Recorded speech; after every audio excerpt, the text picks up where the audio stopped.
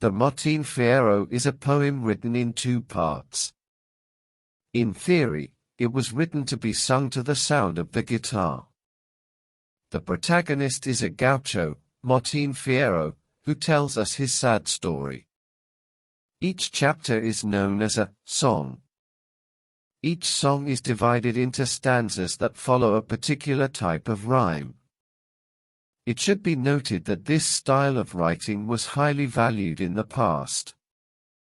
Most stanzas have 6 verses. Martín begins his story by introducing himself. He tells us about his singing skills and tells us that despite having been an honest and hard-working gaucho, people consider him a criminal. This gaucho was happy working in the fields. He had his wife and children. Sadly, one day when he was singing at a meeting, a surprise raid is made and he is recruited into the army to defend the frontier. This experience is terrible. They torture him, he almost dies, and he is not paid a penny. He decides to defect. When he returns, his ranch is in ruins. He finds neither his children nor his wife. He has lost everything he had and becomes more wicked than a beast. He becomes a criminal gaucho and kills 2 men. When the police go looking for him to apprehend him, he defends himself as a real Hercules. Seeing this bravery, one of the policemen, Sergeant Cruz, takes his side, and together they defeat the entire party. Now it's Cruz's turn to tell his story. He is another unfortunate gaucho. He suffered a love disappointment and was humiliated by society. Fierro and Cruz decide to flee the civilized world and go to the desert to live with the native peoples. The experience with the native peoples is very bad. They are taken as prisoners but eventually are released. Unfortunately, the book is full of highly racist expressions. Finally, a smallpox epidemic breaks out and Cruz dies a victim of this plague. Fierro is heartbroken. One day he witnesses a scene in which a native man is whipping a captive Christian woman. Fierro comes to the woman's defense and kills the man. Both flee and cross the desert until they reach the civilized world.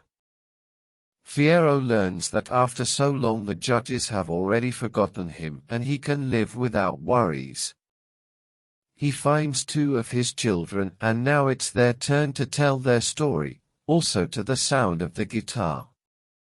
The eldest son has little to tell. He was charged with a murder he did not commit and spent a long time in prison. His experience in the penitentiary is heartbreaking. The story of the younger son is longer. Among the many things he tells, we can find the episode of the tutor who was in his charge, old Vizcacha, an unscrupulous man who leads him astray. Then a young man who calls himself Picardia, cunning, appears surprisingly, who is another gaucho who tells us his story. This boy turns out to be Cruz's son. The last to appear is an Afro-descendant man who challenges Fierro to a paella, a rhetorical battle of questions and answers in which the most skilled will win. This man turns out to be the brother of one of the men Fierro had murdered. At the end of the paella, a physical combat between the 2 is about to take place, but those present prevent it. Fierro goes away with the 3 boys and they decide to separate so that each one can go his own way. But before doing so, he gives them some famous advice that he acquired throughout his painful existence. Martín Fierro says goodbye, tells us that he could return to tell us more things but he will never do so again. What happened next, how he died and what path his children followed is something we will never know. The original Spanish text is very difficult to understand, as it is a poem written in the language spoken by the gauchos of the 19th century. That is why for the first time a complete adaptation in prose into simplified modern Spanish has been published, in a parallel edition where each original stanza appears side by side along with its adaptation, so the current reader will understand the message that Martín Fierro wanted to convey to us 150 years ago.